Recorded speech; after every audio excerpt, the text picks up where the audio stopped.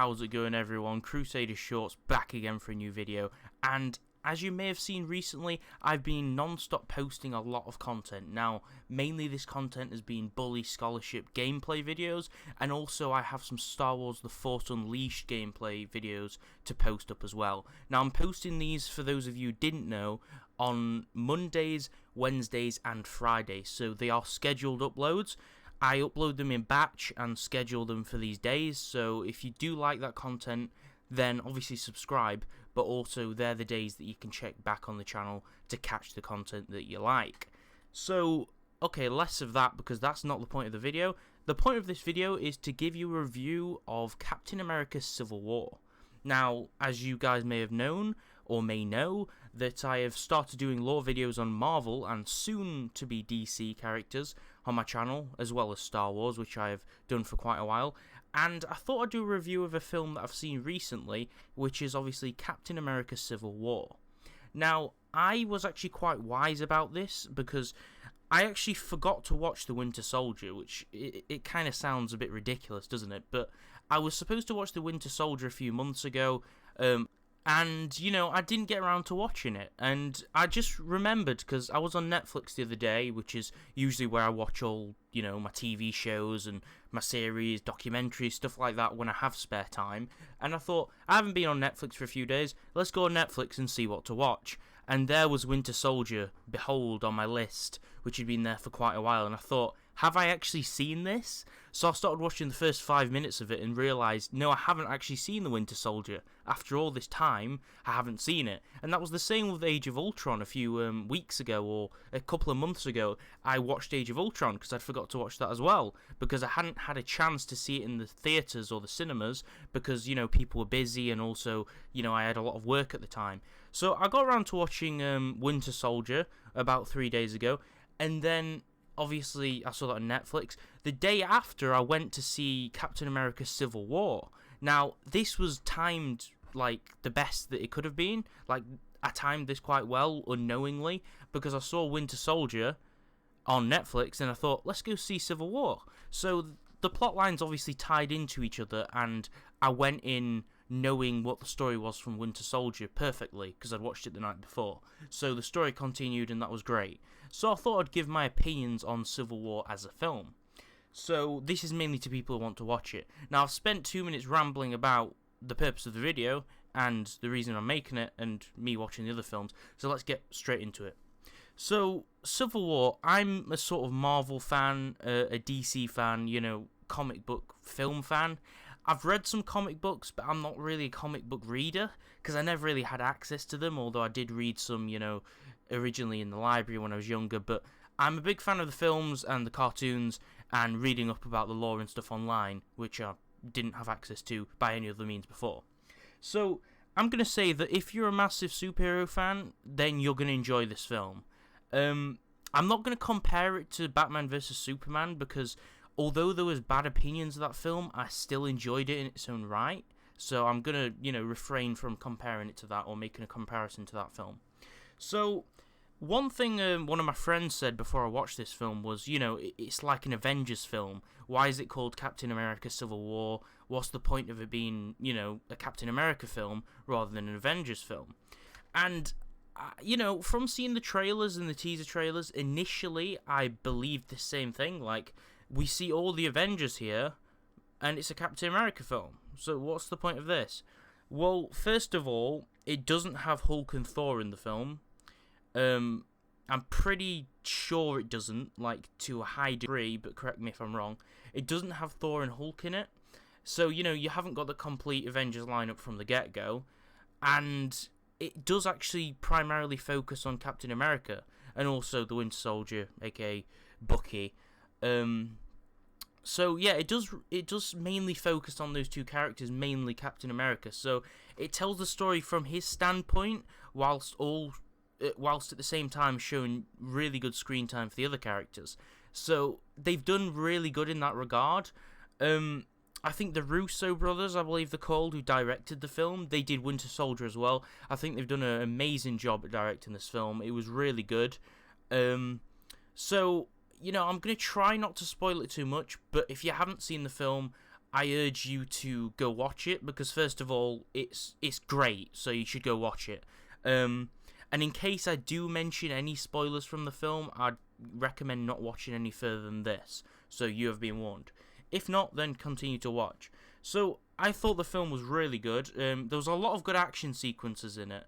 And obviously, watching the Avengers go against each other is just like a really cool thing to see. So, okay, let's mention some spoilers and talk about the plot. So, the whole film centers around, as I believe, the organization known as Hydra, which if you watch the first Captain America, you'll know what that is. Basically, people within the Shield corporation, or Shield, which is the defense organization, and you should know that because the character Samuel L. Jackson plays is actually part of Shield. So yeah, he's a director of Shield, I believe.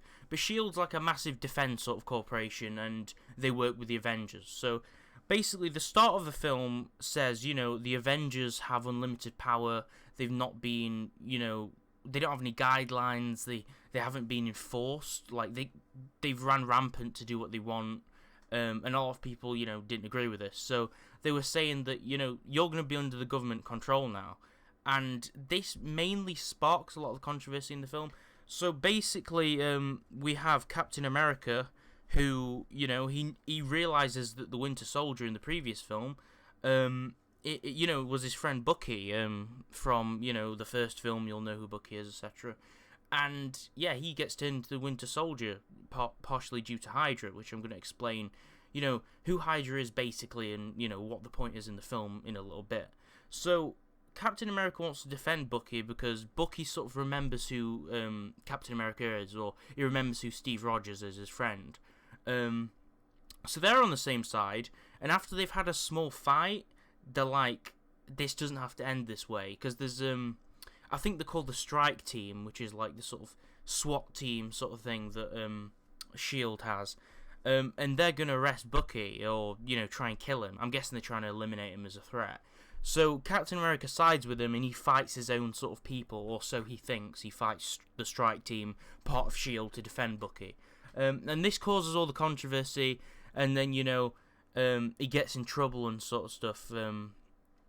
But yeah, there's basically, I think he's Nigerian. There's a character called Black Panther, which is, I would call him a superhero, I guess. I guess you could call him a superhero. But Black Panther basically is a guy who wants revenge because his father gets killed, and he thinks it's Bucky, or the Winter Soldier. So, there's a chase scene where Bucky's trying to get away, Captain America's, trying to defend him and stuff like that. Black Panther, this guy who just becomes the Black Panther, he becomes part of the chase scene at the start, and there's a huge sort of fight and stuff like that. So there's a lot of combat from the get-go. It's really fast-paced, I must say. Onto the main sort of plot of the film. That's where Captain America sort of disagrees, like with Iron Man. It all starts from there. So Iron Man, I think there's a quote from the trailer, like whatever that means. Like when the government say they want to regulate the Avengers, I think Iron Man says something like, by any means, I'm game. Like, I'm with that. However you want to, regulate us and have the government as our sort of figurehead. Well, have the government taken charge of the Avengers. He's fine with that by any means. So he disagrees with Captain America on this, and basically there's two sides that form together. Hydra is a thing from, the first Captain America film, which Red Skull is part of, I believe.